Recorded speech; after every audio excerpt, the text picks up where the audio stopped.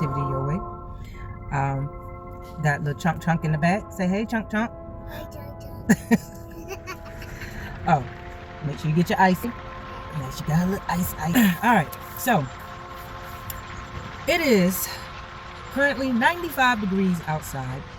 I just left from over by the beach, dropping my son off, and I am trying to figure out how in the world people still want to go out to the beach when it's 95 degrees outside. Because I know, yes, you get in the water, you cool down, but I really don't like crowds, and I feel like there's a time and place for the beach. I'm more of a morning person or late evening person when it comes to the beach. I do not like going out when it's scorching hot because it's hard to enjoy it, especially when you're walking on that hot sand barefooted, and then you being blinded by the reflection from the sun in the sand, and everybody, kind of crowded in one spot, because I like to throw the football around with my kids. I like to really relax and not feel like suffocated. So to each his own, but that's just me. I also want to point out that I notice a lot of people want to get all dressed up, and they're not really going out there to get in the water. They're really going out there to compete and get attention. And so I started thinking, like I normally do. And, because I'm like, I seen this girl, she was like all dressed up, looking like she ready to go and model. Her hair was all glued just right. Her lashes was hitting. And I noticed, when she went out there, she just sat there. She wasn't really trying to get wet. And the most she really got wet was her feet. That's it. So I'm like, why waste all that time to get all dressed up, go out there in the scorching hot sun, allowing the sun to melt your glue wig, and just to try to look cute for that moment and really not enjoying, nature, really getting full enjoyment out of it. And so I'm not here to judge, but I'm just trying to figure out people and some of the choices they make.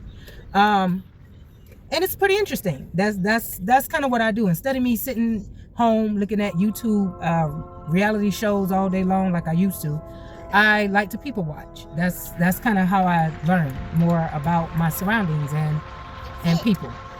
But mainly with the competition, what came to my mind was, who created competition? When did it all start? Because as I sit and I think, to me, competition brings in greed and deception. That's what comes to mind. And let me tell you why I say what I say. Because, if we go all the way back, if you are a true Bible reader and believer, it did not state, and if it does, please point it out to me, but it did not state that God created Jesus to come down to earth to join in competition, to join in this religious denomination, to become Muslim, or to become a Catholic, or to become a Christian. These are all religious competitors that exist in our world today. And I don't recall Jesus being a part of none of them. I also do not recall,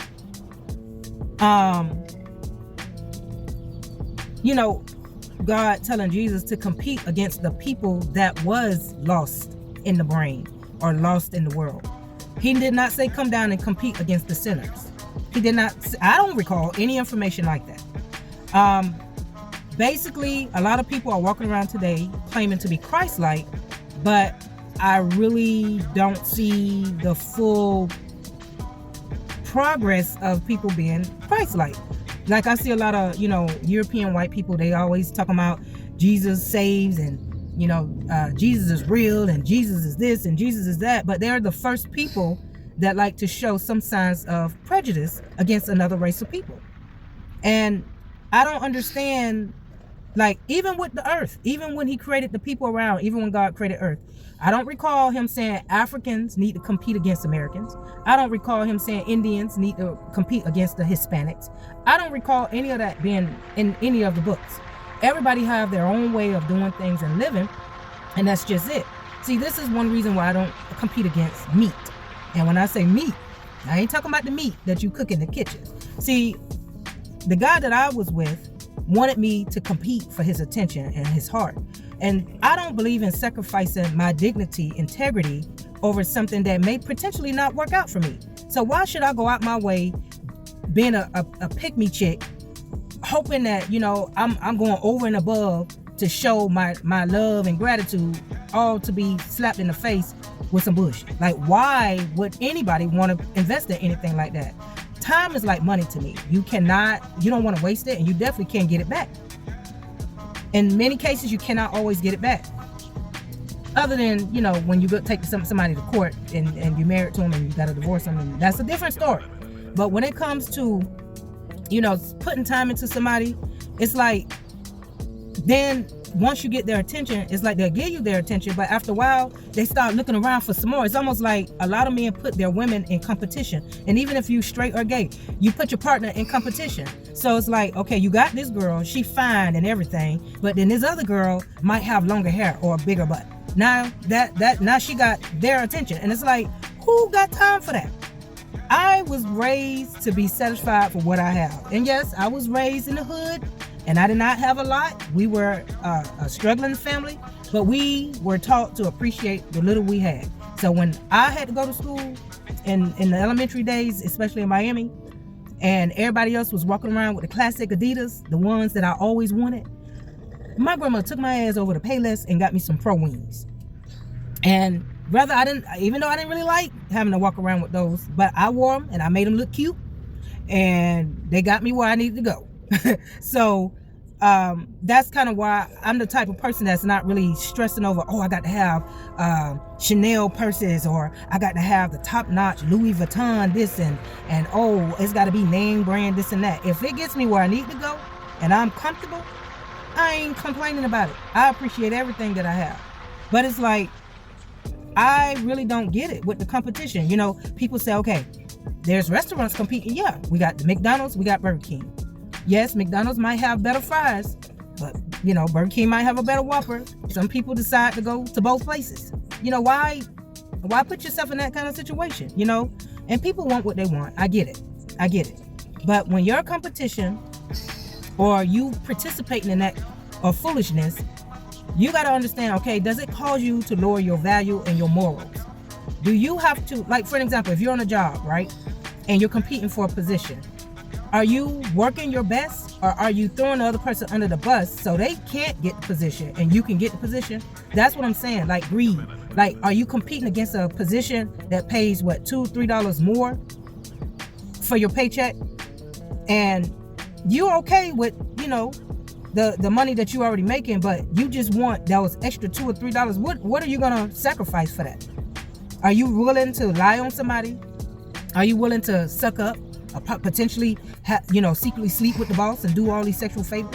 Like, these are things that I just feel like it just gets out of hand. It creates potential problems, not only in the workplace, because I was also put in a situation where I didn't even know I had to compete against my husband, well, now ex-husband, work wife. I didn't even know. I'm competing against, I'm cooking, washing clothes, cleaning up, taking care of his kids, giving him good loving, and all of that, faithful and all. And he goes to work and enjoys her company and whatever she's offering. And now I'm in a competition that I didn't even ask to be in. So that's why I really don't believe in chasing people, because people are too flaky. It's too much greed, and people don't really believe in morals like they used to. It's too much deception. People are lie. Oh, we can be friends. They'll tell you, okay, say if you're dating a guy, oh, I just want to be friends, but I won't, I do want to do girlfriend and boyfriend stuff, but I just want to be your friend. So that means, okay, if I sleep with you, that means I can't get upset because you going out there hollering and talking to other women, or potentially sleeping with other women, because you already put me in the friend zone, but you still want the benefits of being, in a relationship.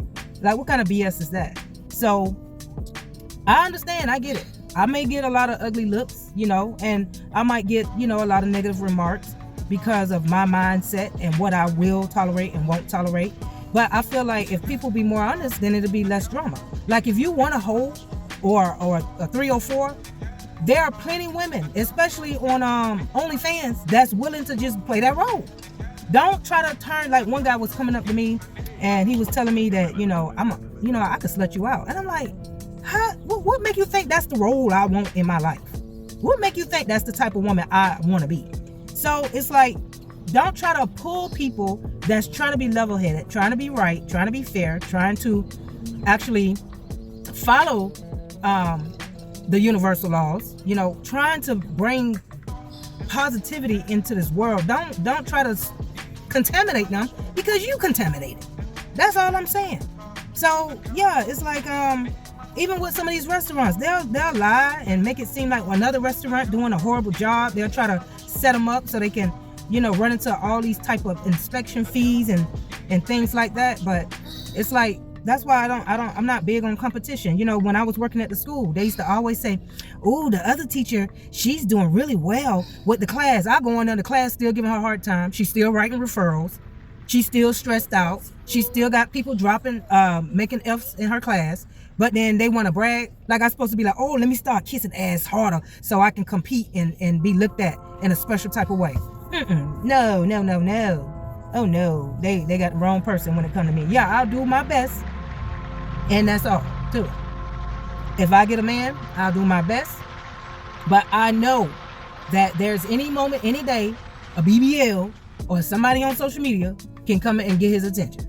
No matter how many tricks you do in the bedroom. I told you in my other video, you can lick them up, inside out, and all that, and still get the bad end of the deal. So I just feel like, you know, when somebody's giving you the energy, match their energy. If, you know, depending on the type of energy and if you want to entertain it. But don't let anybody make you feel like you less than because you ain't participating in some BS, some competition. You know, like I said, I don't know who created it, but I don't recall Jesus participating in nothing like that.